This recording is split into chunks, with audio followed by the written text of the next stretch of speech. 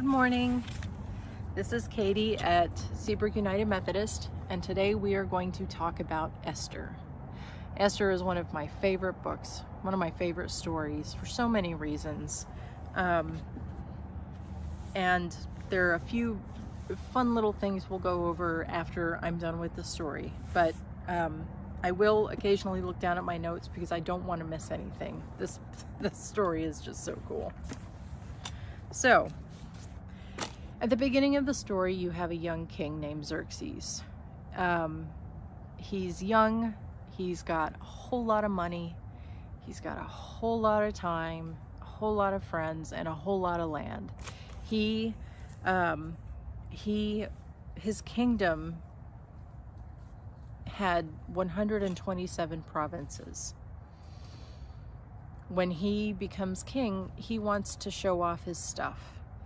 And so he throws this huge party, 6 months long. And I don't know if it was people showed up on day one and then left after 180 days, or if it's just in a 6-month span, people were dropping in and out of the kingdom. Regardless, there was a lot of drinking.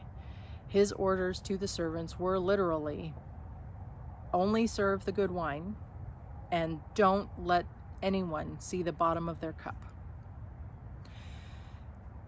So after 6 months, that's all done. The party is over. And then he decides that he is going to have one last hurrah for the people within fortified Susa, which is where his palace was located. During that week party, he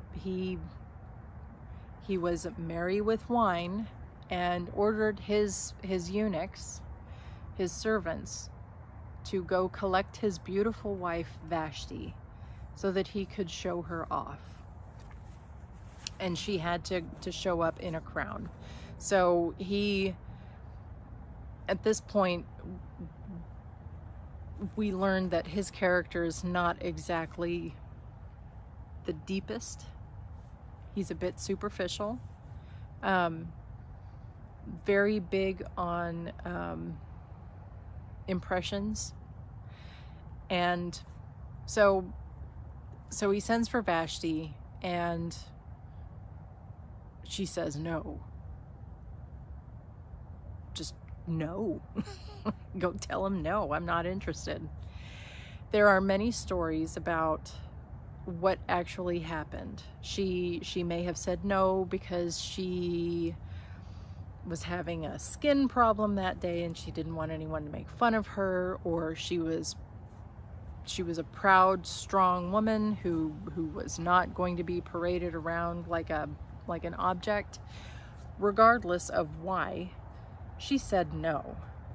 So the king goes into a tailspin, enraged man, and he consults his advisors, and he says, what do I do with a wife who tells me no? Well, the advisors say, well, you realize that as the most powerful woman in the kingdom, she is setting an example for all of the other women in the kingdom. And from here on out, all the women in the kingdom are going to know that if the queen can say no to her husband, they can say no to their husbands. So we are looking at a lifetime of nagging, angry women unless you do something. So here is what we suggest. We suggest you make a rule saying that women must be submissive to their husbands. They need to go along with everything their husbands say. No argument, no back talk, nothing. So the king says, that sounds good. That sounds really good.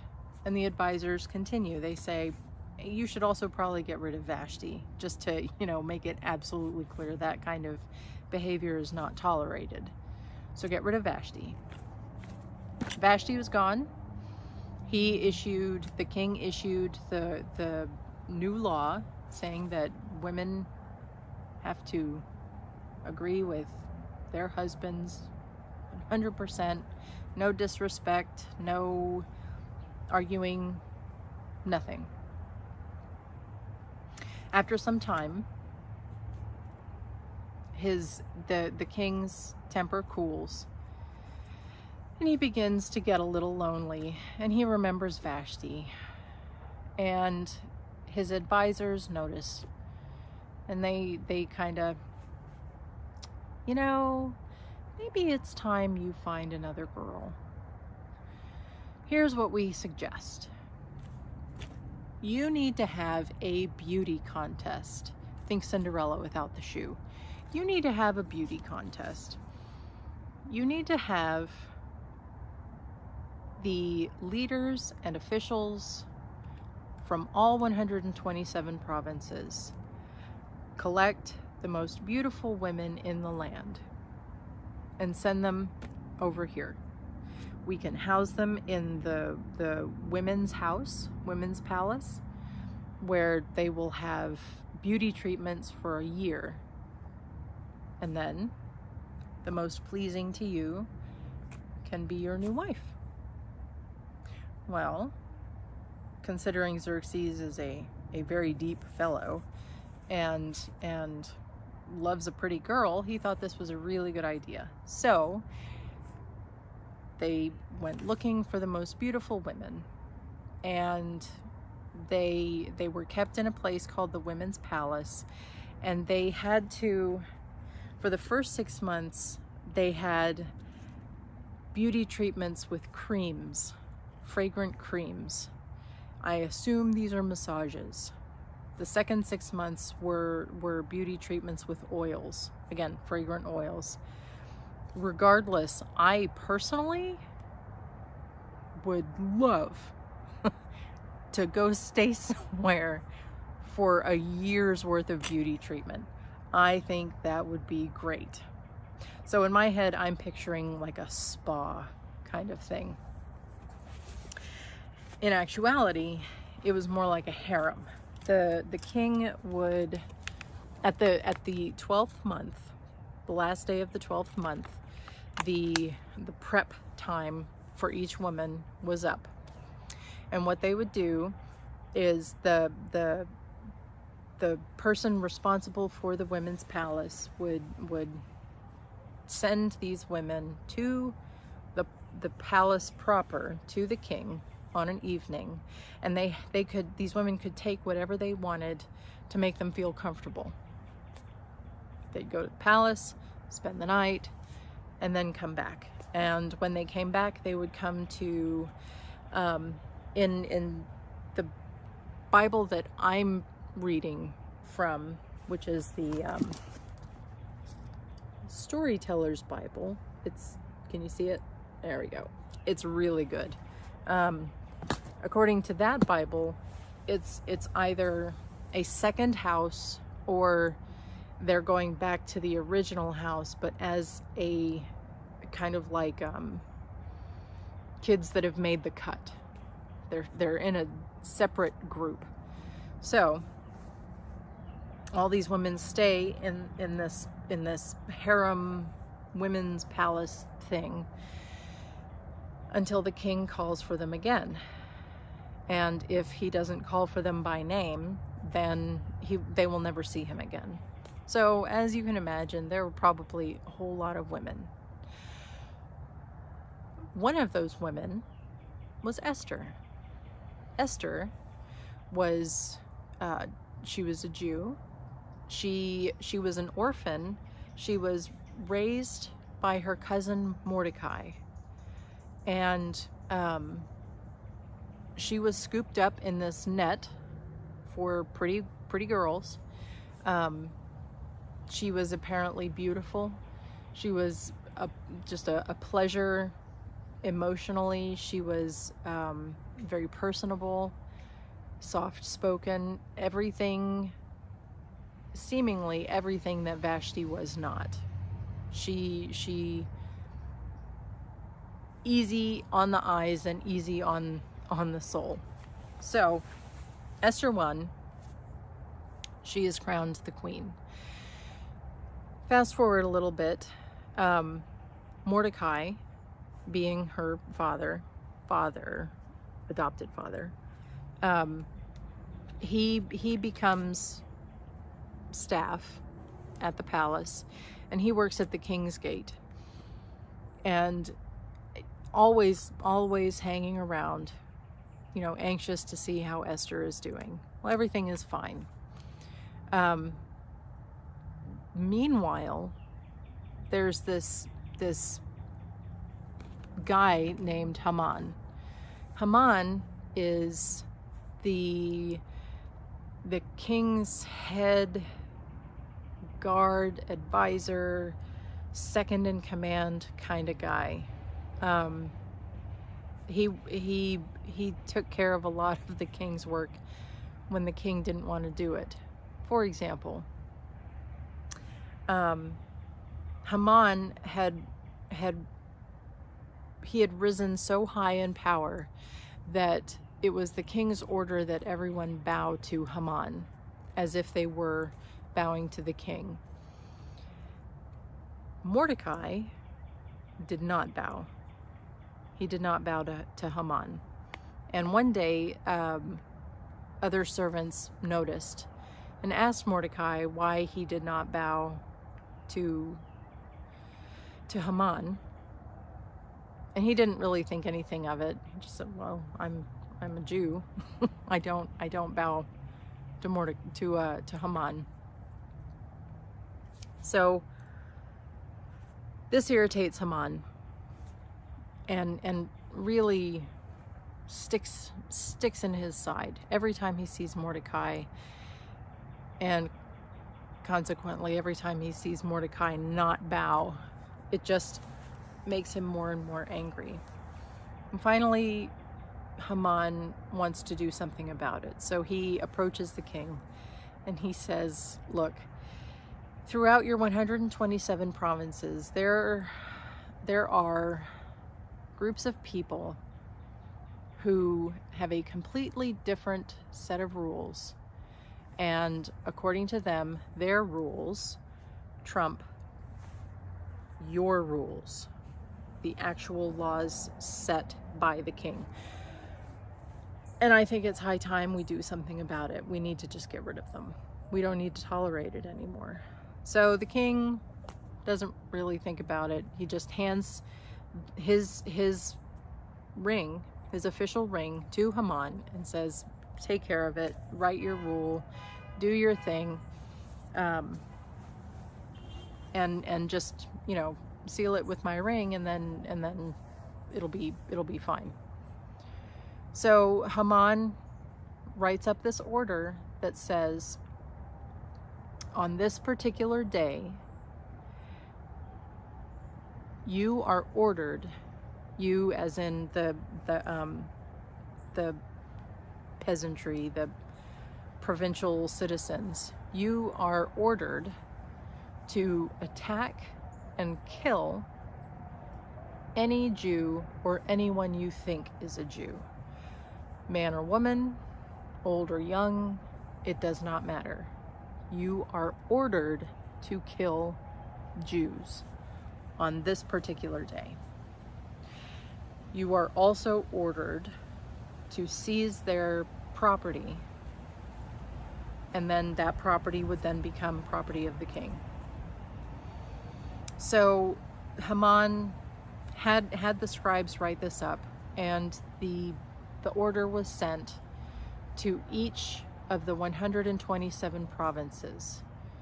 It was written in the alphabet of each province and shared in the native tongue of each province. So when they say a royal decree cannot be revoked, it's like an email that cannot be unsent. 127 provinces, each with a different dialect and a different language in some cases. So this is a big deal. You can't undo this. So off the rule goes. Kill the Jews on such and such day.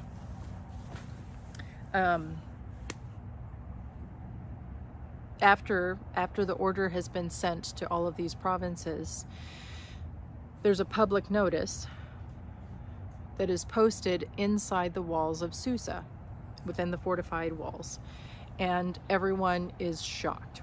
What the heck? What?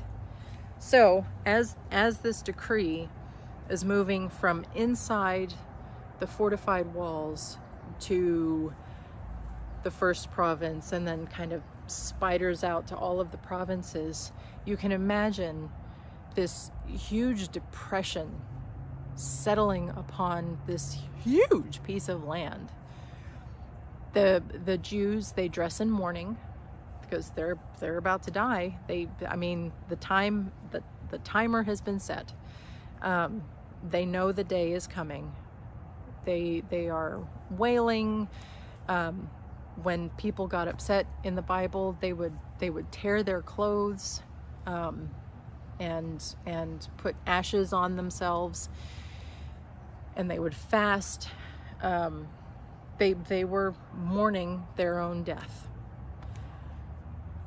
Over 127 provinces, including the inside of Susa. So, Mordecai is going about his business one day, and he sees this public notice about what's coming for the Jews. And he, like all the other Jews, he rips his clothes and he beats his breast, and he's covered himself in ashes. He's fasting, and he's hanging outside the king's gate. He cannot go any farther than the king's gate to get to Esther to let her know what's going on, because no one is allowed past the king's gate if they are wearing their mourning clothes, which Mordecai was wearing. So Esther hears that Mordecai is in mourning, and she doesn't know what's going on. She hasn't seen the notice. Why should she? No one knows she's a Jew. And the public notice isn't in her room. She's just a woman. And so she sends a servant to Mordecai to ask him what's going on. So Mordecai tells the servant what's happening and gives a copy of the public notice to the servant to give to Esther. So the servant goes up to Esther. It says, "The king has ordered all of the Jews to be attacked and killed and their property seized on such and such day." And here is the public notice showing the order. So Esther freaks, obviously, and the servant passes along one more message from Mordecai, and that message is, see what you can do with the king. You've got to change his mind. Esther is obviously upset, but she responds to this plea, this request of Mordecai's, that she go to the king and try to soften his heart. She asks the servant to tell Mordecai, I can't. There is a law. If I approach the king without being invited, he can kill me. He hasn't asked to see me in the last month. He has no reason to want to see me. It's been 30 days. So the servant passes this concern along to Mordecai, and Mordecai, it's a famous line. Hang on.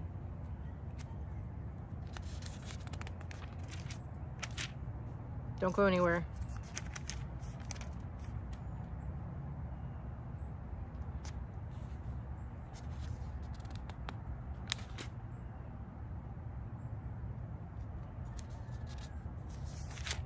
It's in here. Hold on.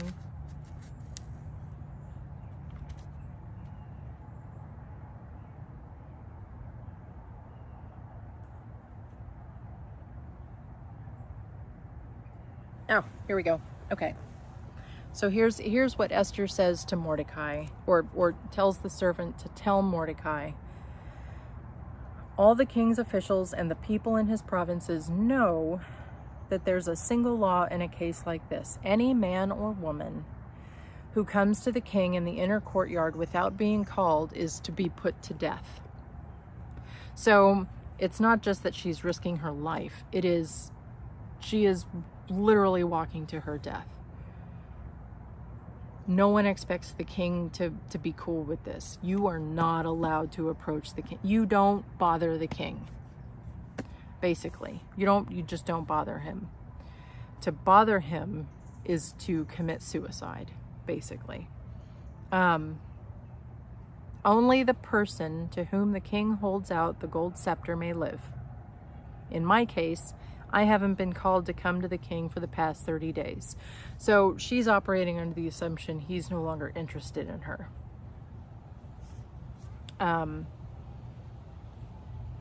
Okay.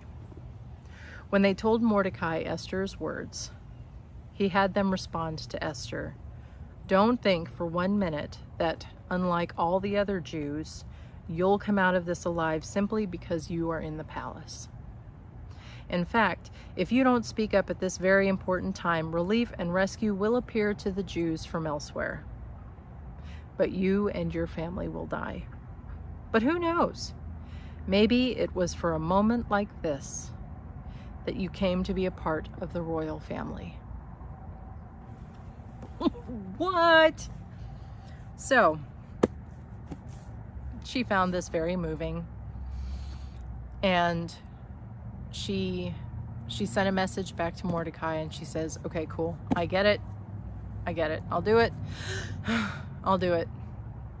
Tell everyone within fortified Susa, within our immediate palace, to fast from eating and drinking for 3 whole days. I will do the same. I will see this, and I will become brave." So basically what she's looking for, the way I read it, she's looking for support from other Jews. She wants to see, I don't know, I've never tried to fast for 3 days straight. I've never tried to fast for 3 minutes straight, but 3 days sounds pretty intense. And I would imagine that eventually 3 days will have a toll on you, and you might become haggard, or,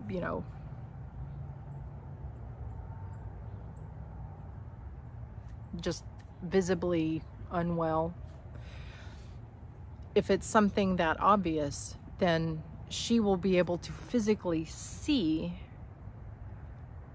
the support that is happening, support in discomfort, through voluntary discomfort. So people are fasting. She's fasting too, but she sees that they're fasting, and she is strengthened by it. So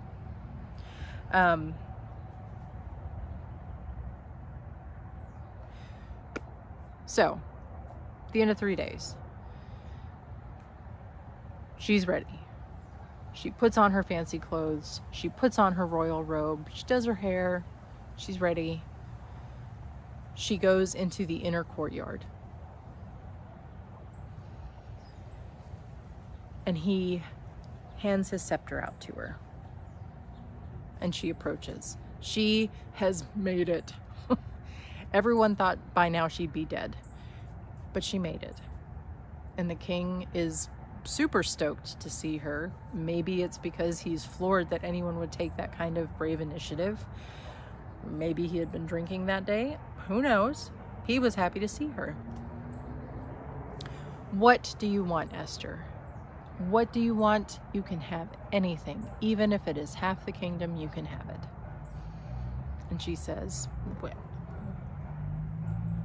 if I please you, would you like to come to dinner tomorrow?" Yes, Esther, I think I will come to dinner tomorrow." "Okay, cool, bring him on." So, dinner plans. Esther, the king, and Haman have dinner.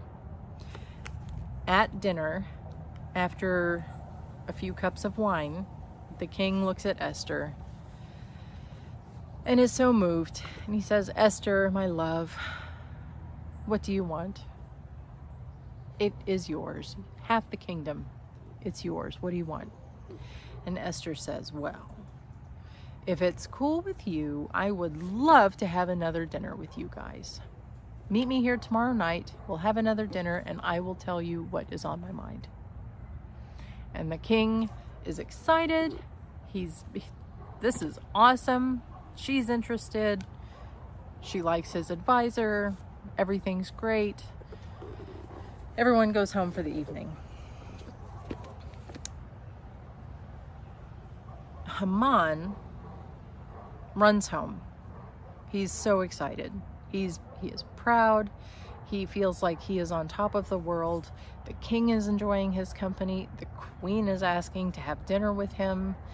The royal couple wants to spend time with him. Clearly, he is in a very good position. The problem is that as Haman was leaving, he saw Mordecai. He passed him on his way out. And again, Mordecai did not bow, which really just stuck in Haman's craw. So Haman's going home. He calls up his friends and his wife. He says, come on over, let's have a drink. I'm gonna talk to you about my day. So he shares with these guys how happy he is, how accomplished he feels, how in the king's favor he finds himself. But this Mordecai guy ruins everything. He needs to get rid of Mordecai. So his wife and his friends say, how about if you set up a pointy pole in the Bible, it kind of, in the notes it says gallows, but in the actual writing it says a pointy pole to impale someone. But in the notes it says gallows for hanging. So regardless, pointy pole, Mordecai is going to die.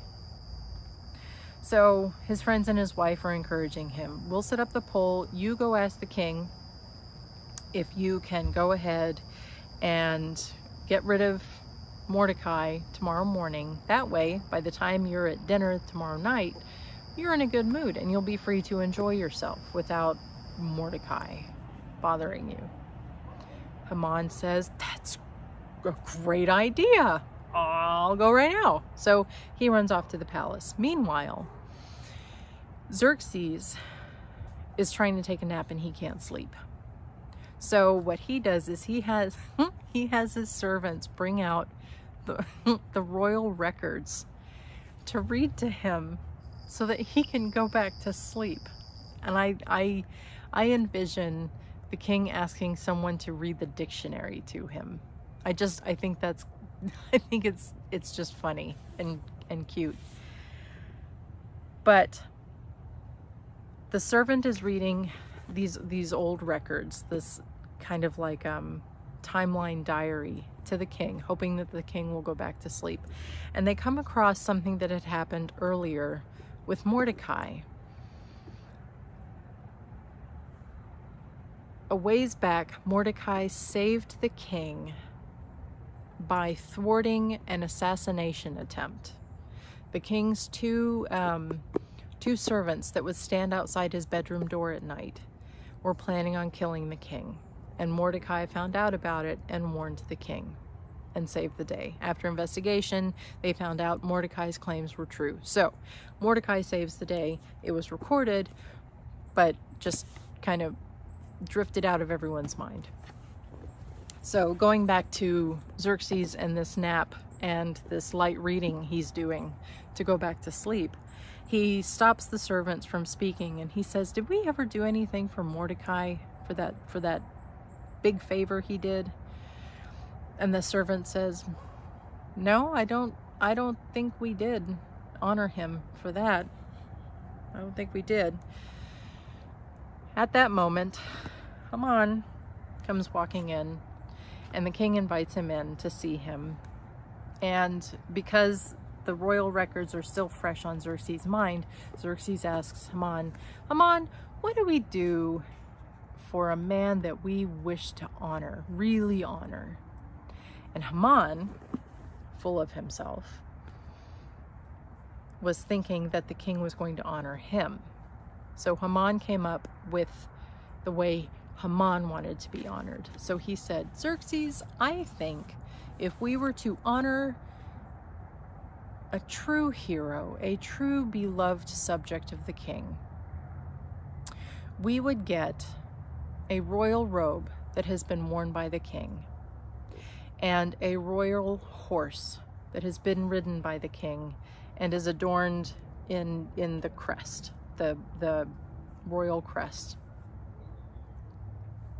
And we will bring these things to the man that we wish to honor. And then we will have a royal servant that has actually served the king dress this man in your robe and place him on your royal horse and lead him through the city of Susa and proclaim how much we adore him and how much we honor him.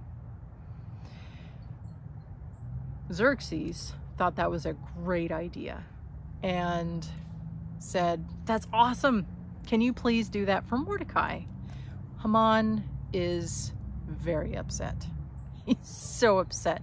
Not only does he have to hear Mordecai's name, he is the one that has to dress Mordecai in the king's robe, put him on the king's horse, and lead him through the king's city while proclaiming the king's love for Mordecai. He has to allow someone else to live Haman's daydream. So that ruins Haman's mood. And he goes home. He goes home afterwards and sits with his friends and his wife, and they're like, hey, how's your day going? You've got dinner soon, don't you? And Haman says, don't talk to me. This is so bad. I just had to honor Mordecai. And then he took them through everything that he had just done to honor Mordecai. And his wife said, you've lost. You've lost this game. And if Mordecai is a Jew, with this order you've got going on, you've lost. You've lost the king. But before Haman could say anything in response, 7 guards from the king's palace collected Haman so that he could go to dinner with the king and the queen. This is when it gets exciting. So, Haman shows up for dinner. And they're all eating. And after a few drinks, the king looks at Esther and says, Esther, my love, what can I give you? Anything and it's yours, even if it's half the kingdom. And Esther says, my king, I want my life, and I want the life of my people. There is a decree that I am to be killed and my people are to be killed on this particular day. And I want my life. And I wouldn't bother you with this if we were just going to sell the Jews into slavery. But I am looking out for you, man. If you kill them, that will have a huge economic impact on your kingdom. And I would just really like to stay alive. So that's what I want. I want my life, and I want the life of my people. She's pretty sneaky, that Esther. So the king gets really upset. He was like, who would do such a thing? Who is threatening you? And Esther says, Haman! It's Haman! So the king is enraged and he just walks out. Haman freaks. He falls to the queen's feet. She's lounging on a chair, and he lays down at her feet, and he's trying to beg for his life, but the king walks back in. The king sees Haman really close to Esther on this chair, settee, whatever, and thinks that Haman is sexually assaulting his wife. So the king has Haman killed on the pointy pole or gallows that was meant for Mordecai. Whoa. But it gets better. So then the king says, I am so sorry. What can we do? And Esther says, first, you should know that I'm a Jew. You should also know that Mordecai is my dad.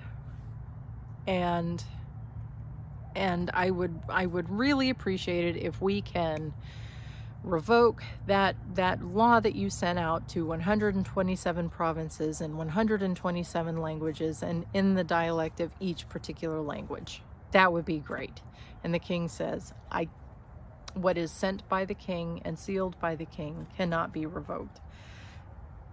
So here's what we're going to do. You and Mordecai are going to come up with another law that can be sent out to the same people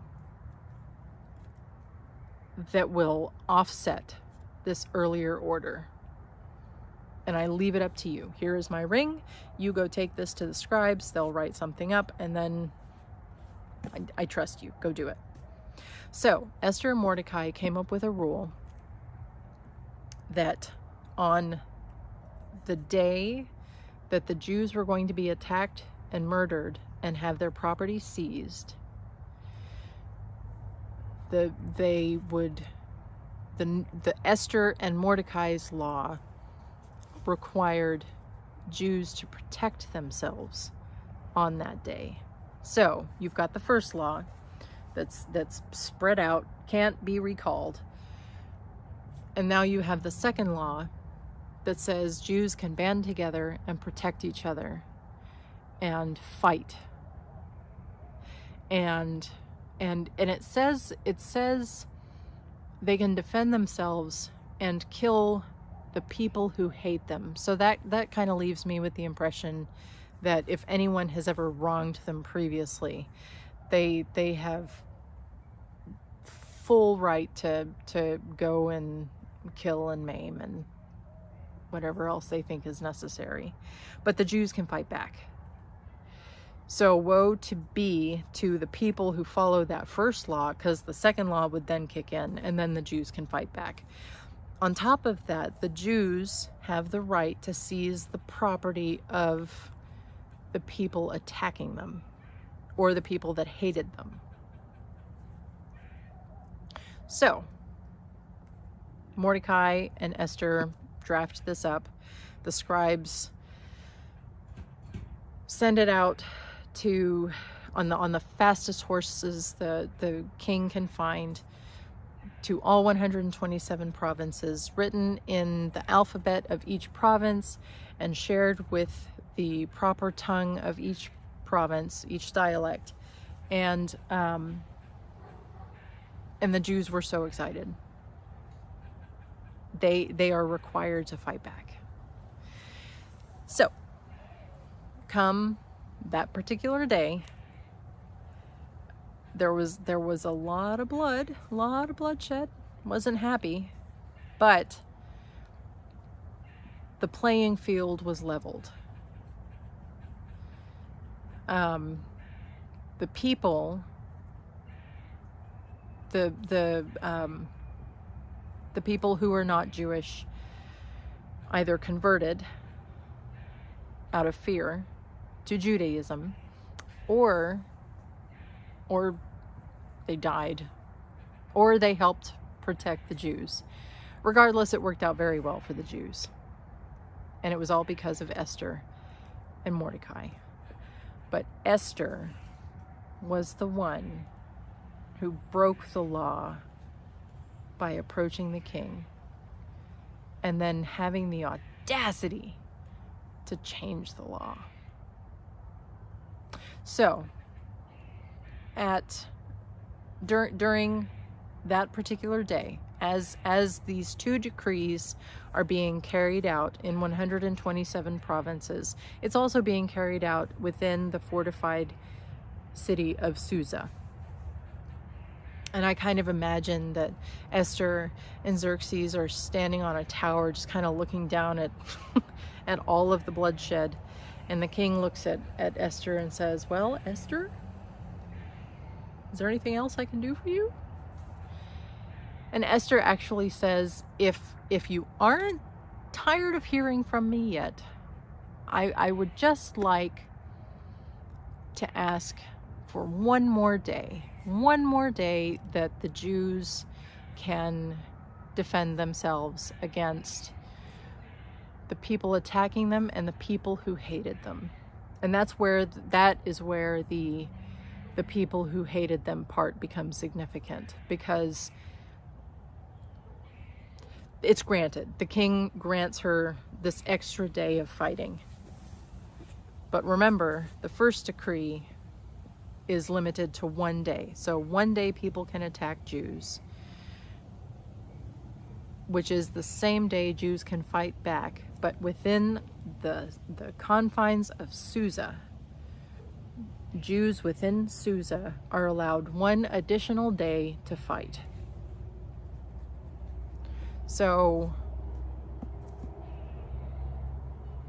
it seems it makes the Jews the aggressor on that second day. I hope that makes sense. But and they can once again seize all the property of the non-Jews. What is pointed out, what is made very clear in this book, is that on those 2 days, the 1 day in the entire group of 100 in all 127 provinces, and then on the second day within Susa, no property was seized. The Jews fought, but they didn't take anything that didn't belong to them. And I think that's important. I think that's a very important point. So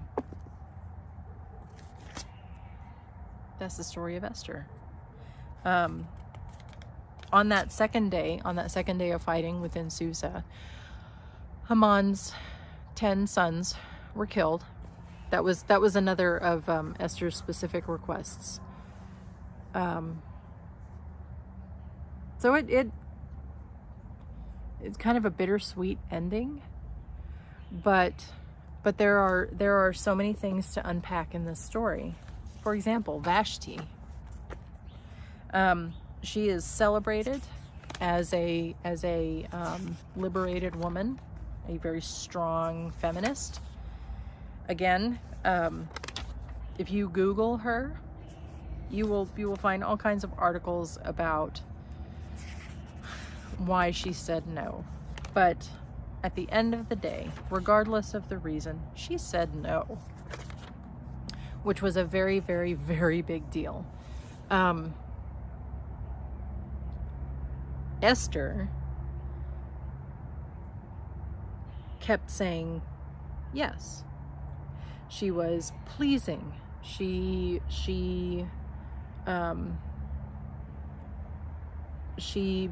gave her body to this man and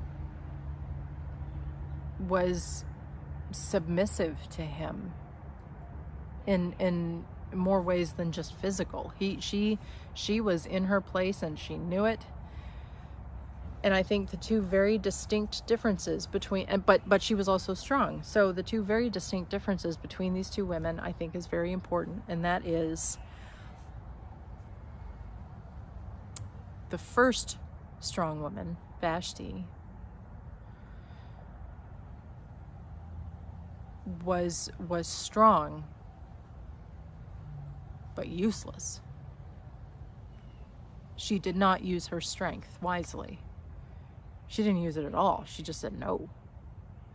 Esther was also very strong, submissive, but she could see a bigger picture than, I don't even know if Vashti did see a big picture. Maybe she didn't even care about a big picture. Regardless, Esther was true to her family and saw a need, which was to save her people. And she saw how she could use her resources, of which there were many. I think the very important lesson here is that we may think, as individuals, we may think that we're all limited in what we can do and what we have access to, and the effect that we can have on the world and the ripples that we can make. Maybe we don't think that we're very significant. Maybe we think that we don't make much of a difference. Kind of like Esther. She was herded into a women's house where she was treated and prepared for giving sexual pleasure to a man who may or may not want her afterwards. She just happened to be chosen as queen, and she just happened to find out about a situation that could be dealt with as queen. So what I take away is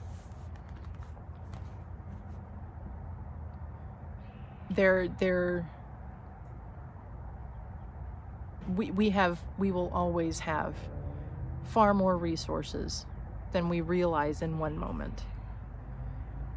We can always be helpful to someone in some way, and we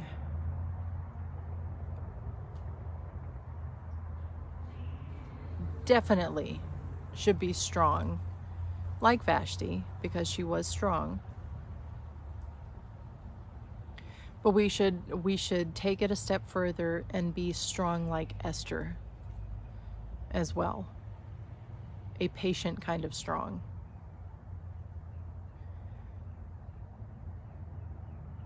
I hope I said all that right. Anyway, it's an awesome story. I encourage you to read it.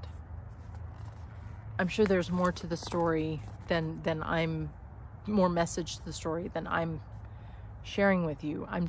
The story just, oh, and incidentally, it is, I don't think Song of Solomon mentions God in it. I think I read that somewhere, but the book of Esther does not mention God. Not once. Which I think is very interesting. I think some people are put off by that observation, but just because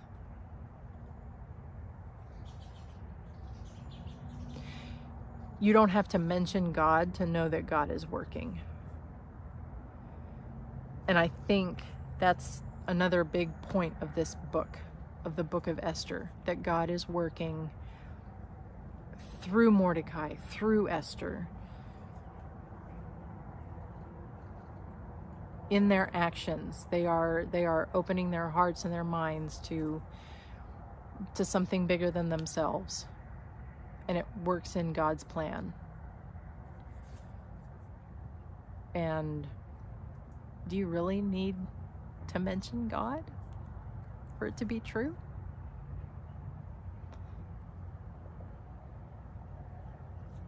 That's the story of Esther.